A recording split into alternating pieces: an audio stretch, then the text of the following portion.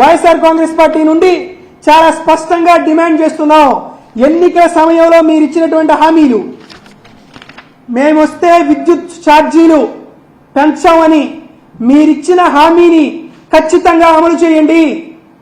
15,000 కోట్ల రూపాయల సర్ఛార్జీని మీరు తొలగించి వచ్చే నెలల్లో వాటన్నిటినీ రౌండ్ ఆఫ్ చేసిన దాన్ని వెనక్కి తీసుకోండి. దాంతోపాటు మీరు చెప్తున్నటువంటి ఈ టారిఫ్ డే టైంని ఖచ్చితంగా దాన్ని మీరు అంతమొందించి నిరోధించి సామాన్యుల పైన, చిరు వ్యాపారుల మీద చేసేటువంటి ఈ దాష్టికాన్ని, ఈ దమనకాండని, మీరు చేసేటువంటి ఈ వడ్డింపుని, మీరు చేసేటువంటి బాధ్యుడిని వెనక్కి తీసుకోండి కోరుతున్నాం.